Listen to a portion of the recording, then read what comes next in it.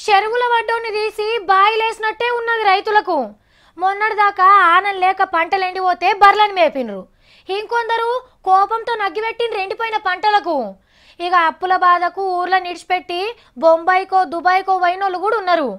కన్న కష్టం చేసి ఎకరమో అర్ధెకరమో పంటను కాపాడుకున్నోళ్ళను ఇప్పుడు ఆనదేవుడు ముంచుతున్నాడు. కాలం కాని కాలంలో ఆనలు వస్తాయని తెలియకపాయే. మొగుల్ని పరిచయాలు చేసే సార్లేమో చెప్పకపాయే.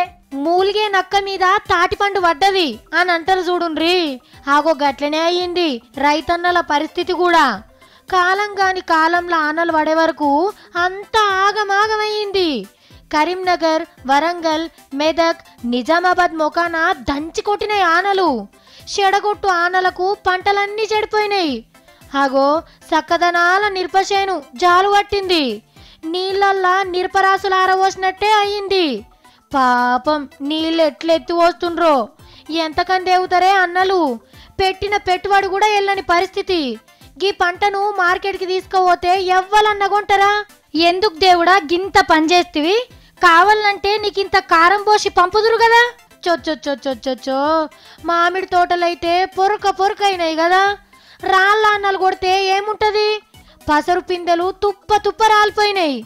పూత కూడా తగ్గెరబడ్డది. పడాల్సిన టైంలో పడడు. పంటలు చేతికొచ్చే ముంగట ఆగం చేసిపోతాడు. మొన్నటిదాకా ఆనల కోసం ఎన్ని పూజలు చేసిన రూర్ల పొంట ఒక్క డల్ అన్న పడకపాయే. చెమటలు దారవోసి పండించిన పంటను పిల్లని గద్దెత్తుకుపోయినట్టే ఆనలు నాశనం చేసిపాయే. ఇగేంటి ఇప్పుడు రైతుల పరిస్థితి? ఇక వీళ్ళకు సర్కారోళ్ళే ఏమన్నా సాయం చేయాలి.